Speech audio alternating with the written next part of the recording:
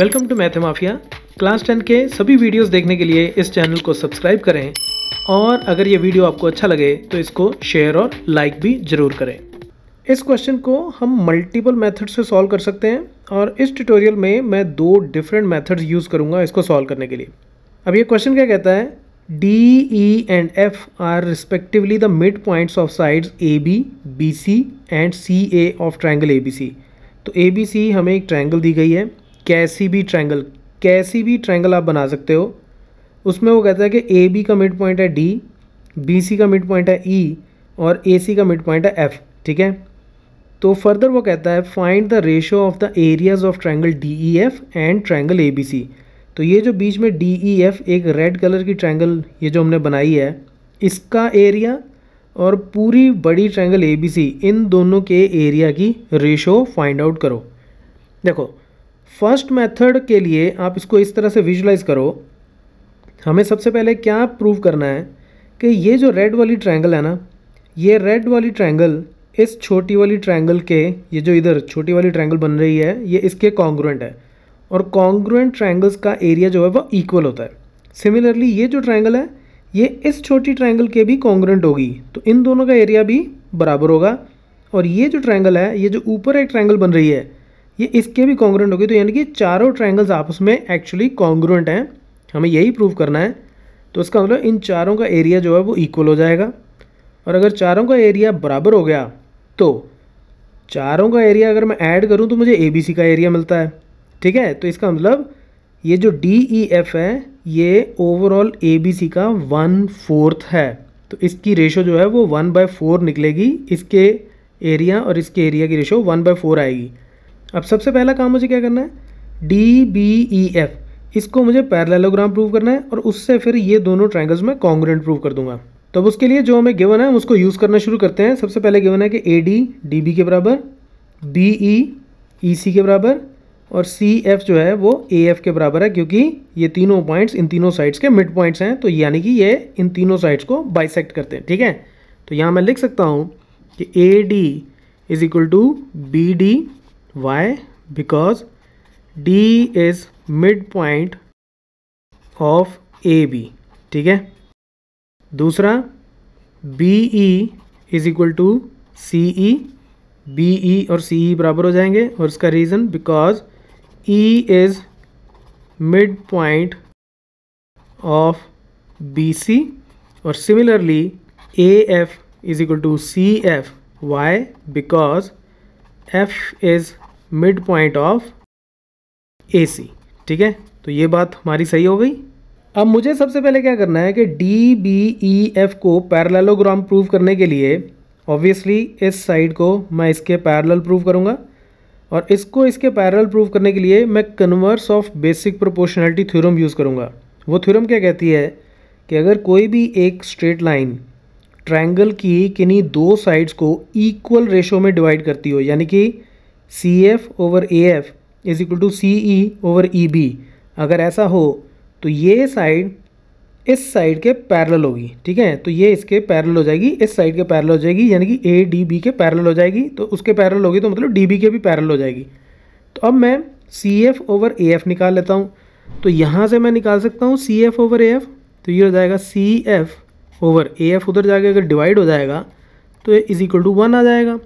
ठीक है, दूसरा मुझे चाहिए सी ई ओवर बी ई, तो सी ई ओवर बी ई मैं यहाँ से ले सकता हूँ। तो ये कितना हो जाएगा, सी ई ओवर बी ई, ये भी कितना हो जाएगा 1। ठीक है, ए एफ इधर जाके डिवाइड हो गया तो 1 आ गया, इधर बी उधर जाके डिवाइड हो गया तो इधर 1 रह गया। तो इसको अगर मैं बोल दूँ 1 और इसको बोल दूँ 2, ये भी 1 के बराबर, ये भी 1 के बराबर, तो यानी कि ये और ये आपस में बराबर हो गए। So from 1 and 2 C F over A F is equal to C E over B E. तो यानी कि this over this is equal to this over this आ गया। तो यहाँ से मैं कंक्लूड कर सकता हूँ दिस मीन्स ये जो एफ ई है it is parallel to A B. ठीक है, ये ए बी के पैरेलल हो गया और यहाँ से मैं ये कंक्लूड कर सकता हूँ कि F E is parallel to D B. ठीक है, क्योंकि डी जो है वो ए बी लाइन के ऊपर ही है। ठीक है, तो ये साइड इसके पैरेलल हो गई और ये कैसे हो गया, because of converse of basic proportionality theorem.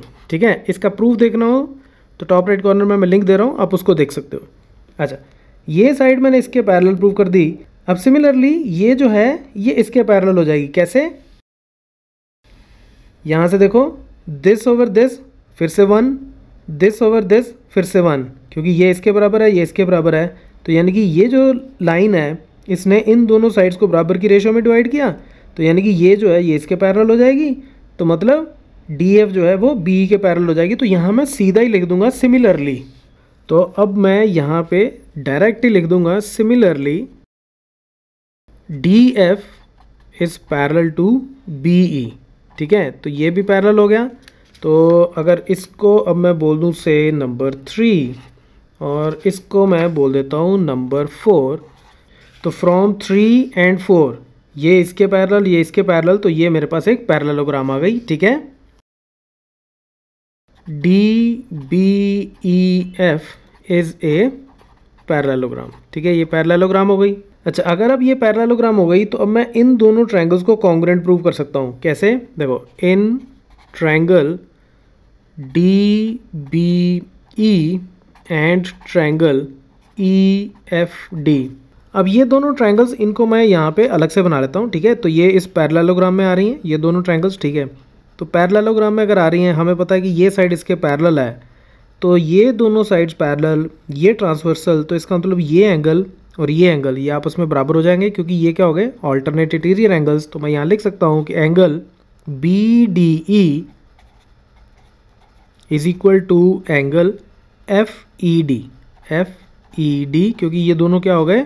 Alternate interior angles. ठीक है, अच्छा, फिर इन दोनों ट्रायंगल्स में ये साइड जो है ये कॉमन है, तो DE is equal to DE, ये दोनों की कॉमन साइड हो गई। ठीक है, और फिर से अब ये दोनों साइड्स आपस में पैरेलल है, तो इसका मतलब ये पैरेलल साइड्स, ये ट्रांसवर्सल, तो ये एंगल और ये एंगल आपस में बराबर हो जाएंगे। तो ये एंगल और ये एंगल बराबर हो गए, और ये एंगल है DEB, तो it means angle DEB will be equal to angle EDF, angle EDF। तो ये फिर से क्या है? Alternate interior angles. तो यहाँ से हमारे पास क्या आ गया? एक एंगल, फिर एक साइड और फिर एक एंगल। ठीक है, एक angle, side, angle. So bye ASA congruence rule triangles are congruent. So by ASA congruence rule, triangle DBE is congruent to triangle EFD। और congruent triangles का एरिया जो है बराबर होता है। तो यहाँ से मैं लिख सकता हूँ this implies area of triangle DBE is equal to area of triangle EFD। Congruent triangles का एरिया सेम होता है, तो यानी कि इसका एरिया और इसका एरिया आपस में बराबर आ गया। अब मैं सिमिलरली लिखूंगा कि इसका एरिया इसके बराबर और इसका एरिया इसके बराबर है। इसको मुझे प्रूव करने की ज़रूरत नहीं है, क्योंकि प्रूफ बिल्कुल एग्जैक्टली सेम है। Okay, similarly area of triangle, ये बीच वाली ही DEF, इसका area will be equal to area of triangle, ये ऊपर जो छोटी ट्रायंगल है FEC, एंड इसका एरिया ये इस ट्रायंगल के बराबर भी हो जाएगा, और ये क्या है? Area of triangle ADF। ठीक है, तो मेरे पास आ गया कि इस ट्रायंगल का एरिया इसके बराबर भी है, इस ट्रायंगल का एरिया इसके बराबर भी है, इस ट्रायंगल का एरिया इसके बराबर भी है। ठीक है, अब हम इनकी रेशो निकालते हैं। रेशो निकालने के लिए सबसे पहले मैं क्या करता हूँ कि मैं ये देखता हूँ कि एरिया ऑफ ट्रायंगल ABC क्या है। अब एरिया ऑफ ट्रायंगल ABC को मैं लिख सकता हूँ कि it is area of triangle FEC plus area of triangle DEF plus area of triangle ADF plus area of triangle DBE। ठीक है, इन चारों का एरिया ऐड कर लूँ तो ABC का एरिया बन जाता है। तो यहाँ से मेरे पास क्या आ गया? एरिया ऑफ ट्रायंगल FEC वो DEF के बराबर, DEF को तो DF छोड़ ही देता हूँ। एरिया ऑफ ट्रायंगल ADF भी DEF के बराबर, और एरिया ऑफ ट्रायंगल DBE वो भी हमने प्रूव किया था कि वो भी DEF के बराबर। तो यानी कि इसको मैं लिख सकता हूँ कि this is 4 times area of triangle DEF, right. अब हम इन दोनों एरियाज़ की रेशो निकाल लेते हैं। नाउ अब मुझे area of triangle DEF divided by area of triangle ABC, इसकी रेशो निकालनी है। तो इसको तो मैं ऐसे लिख देता हूँ, एरिया ऑफ ट्रायंगल DEF, और ये मैंने अभी अभी DEF की फॉर्म में निकाला कि 4 times area of triangle DEF, ये मैंने अभी अभी इतना प्रूव किया था। तो यहाँ इसके साथ ये कट गया, तो दिस इज इक्वल टू 1/4। तो यानी कि जो रेशो है एरिया की वो क्या है, 1:4, that is the answer, right. तो ये तो है पहला मेथड। अब हम इसके दूसरे मेथड की तरफ चलते हैं। अब दूसरे मेथड में मैं क्या करूँगा कि ये जो छोटी ट्रायंगल है DEF, इसको मैं बड़ी ट्रायंगल ABC इसके सिमिलर प्रूव करूँगा। कैसे प्रूव करूँगा, देखो उसके लिए मैं मिड पॉइंट थ्योरम जो है उसको यूज़ करूँगा। अब हमें ये पता है कि F जो है वो AC का मिड पॉइंट है और E जो है वो BC का मिड पॉइंट है। और मिड पॉइंट थ्योरम क्या कहती है कि अगर हम एक ट्रायंगल के 2 साइड्स के मिड पॉइंट्स को ज्वाइन कर दें तो वो साइड उसकी थर्ड साइड के पैरेलल तो होती ही होती है, लेकिन वो साथ के साथ उसका हाफ होती है, ठीक है। तो अब हमारे पास क्या है कि F is mid point of AC और दूसरी तरफ से E is mid point of BC, ठीक है। तो this implies FE will be equal to half of AB। Why? Because of mid point theorem, ठीक है। तो FE जो है वो हाफ ऑफ AB हो गया। सिमिलरली DF ये जो है ये हाफ ऑफ BC हो जाएगा, क्योंकि D इसका मिड पॉइंट है, F इसका मिड पॉइंट है, तो DF इसका हाफ हो गया BC का। एंड सिमिलरली DE जो है वो AC का हाफ हो जाएगा। तो ये मैं यहाँ लिख लेता हूँ, सिमिलरली DF जो है वो हो जाएगा हमारे पास हाफ ऑफ BC और DE जो है ये हो जाएगा हमारे पास हाफ ऑफ AC, ठीक है। अब इन तीनों रिजल्ट से मेरे पास क्या आ रहा है, AB को इधर जाके अगर डिवाइड कर दूँ तो FE ओवर AB ये हो जाएगा 1/2। BC को इधर ले जाके डिवाइड कर दूँ तो ये हो जाएगा DF over BC is equal to 1/2। और AC को इधर जाके डिवाइड कर दूँ तो ये हो जाएगा DE over AC is equal to 1/2। तो यानी कि हुआ क्या मेरे पास, FE DF और DE ये छोटी ट्रायंगल की 3 साइड्स हैं और AB BC AC ये बड़ी ट्रायंगल की 3 साइड्स हैं। और इसका मतलब इसकी तीनों साइड्स की रेशो, छोटी ट्रायंगल की तीनों साइड्स और बड़ी ट्रायंगल की कॉरस्पॉन्डिंग तीनों साइड्स की रेशो जो है वो बराबर आ गई 1/2 1/2 1/2। तो यहाँ से मेरे पास आ गया कि FE over AB is equal to DF over BC is equal to DE over AC। तो इसका मतलब क्या हो गया, triangle ABC is similar to triangle EFD। तो ये दोनों ट्रायंगल सिमिलर हो गई। अच्छा, अब मैंने A के कॉरस्पॉन्डिंग E क्यों लिखा है यहाँ पे। अब सबसे इंपॉर्टेंट चीज़ कि मैंने इसको EFD क्यों लिखा है, FED या DEF क्यों नहीं लिखा। A के कॉरस्पॉन्डिंग E क्यों आया, उसका तरीका मैंने आपको पहले भी बताया था कि आप यहाँ देखो कि यहाँ पे नीचे A आ रहा है, ठीक है, और कहाँ पे नीचे A आ रहा है, यहाँ पे, ठीक है। तो इन दोनों जगह पे नीचे A आ रहा है, A कॉमन है। तो ऊपर देखो, ऊपर क्या कॉमन है, तो ऊपर दोनों में E कॉमन है, तो इसलिए A के कॉरस्पॉन्डिंग E आ गया, ठीक है। फिर इसमें और इसमें देखो नीचे B कॉमन है, इसमें B है, इसमें B है, ठीक है।